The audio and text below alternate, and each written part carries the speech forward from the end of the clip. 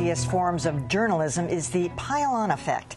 That's when something goes wrong, like with the state's Department of Children and Families, and the subsequent coverage lays those problems at the feet of whoever is in charge, making sure to list every disaster along the way.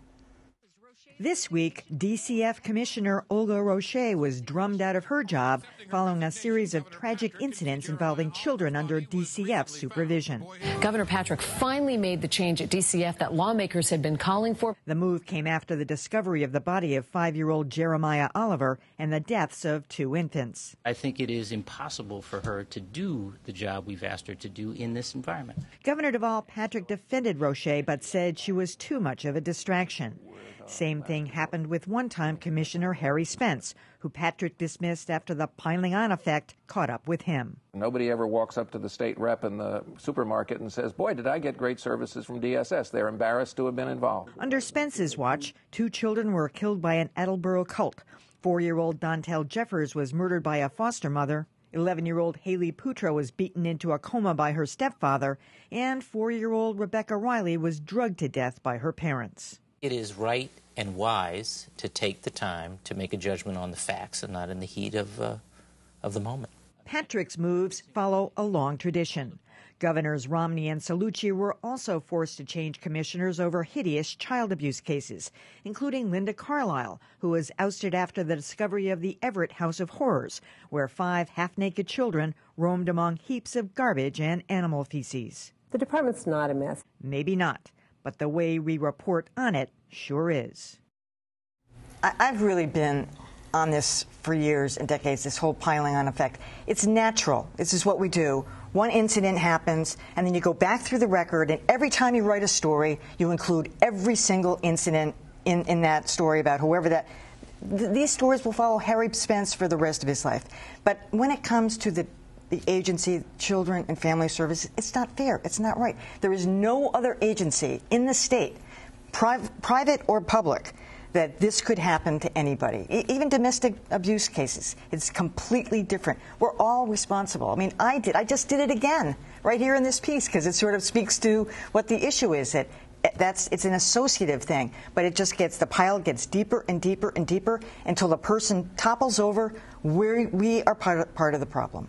We are part of the problem. There's no question about it. And I think what happened with Commissioner Roche is that this most recent case where it turned out nobody was watching the fax machine where reports come in. The governor says that's wrong. Well, okay, that's fine, but that was the initial report. But I think that certainly created an atmosphere where she could no longer continue. And, you know, in this case, I think Governor Patrick put it very well, which is that it really isn't about her, but it reaches a point where she's become such a lightning rod that you can't move forward until she moves on. And unfortunately, maybe we just have to go through these commissioners every few years. And it's not fair to them, but I guess they're forewarned that this is what's going to happen. They are vilified in a way that the parents and the guardians are not. It's actually shocking. You are absolutely right, but I guess that it's part of the job description. Well, and to that point, no one is forcing them to take the job when they sign on to head DCF. It's not a job I would want to do in a million years, not what I'm qualified to do, but they're making that choice freely.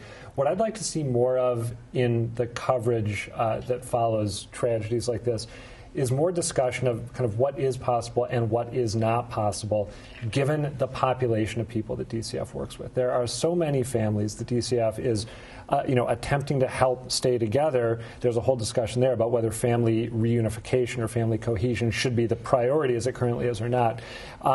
These families have such deeply rooted problems that a happy outcome, I think in many cases, is almost impossible. Sort of the best you can hope for is that no one dies.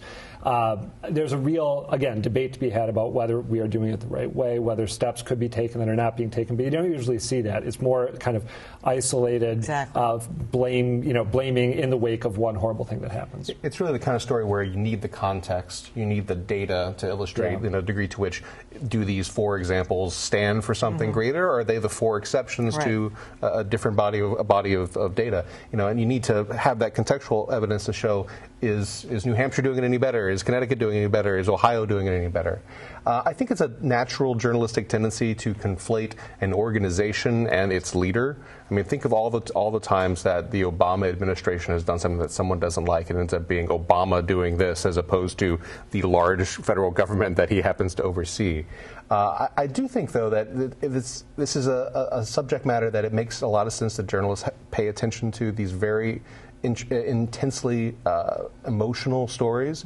These involve children. These involve children in very dire straits. I think that, on one hand, I would applaud the Massachusetts media for paying a lot of attention to these issues. I just agree with you, though, I think the context can be very valuable. They only pay attention when it's one of these hideous things. They don't pay attention to the rest of them. Well, but to your point about there having to be context, and I do believe there have to be context, that's where what you would call piling on comes on, because I don't understand the context unless you tell me what else is going on. To your point, and this is the thing that drives me crazy, you have to do the story about what can the next person do really with exactly the same set of circumstances, and actually even less now, the next person, because you're sort of holding a space until the new governor comes in. You can't do much. So you need to know exactly what the real deal is. It's sort of like when we're talking about the epidemic of opiate addiction within the Northeast, and Maine's governor, LePage, said, well, it's horrible and we've got to do something about it. Then it was pointed out he cut the budget. Hello, we have to talk to this, speak to the story about what are the resources, what are people dealing with. But we don't blame That's part of it. Police departments for murders. We don't blame the fire departments for fires. We blame the people who did them. And this is the case where we blame the commissioner for something that other people did. Well, I'm with you. I didn't think firing her was doing anything. And particularly if this is a person that has extensive background, as we're told, in the field of social work. It won't be the last time we report on this story. No, that's right.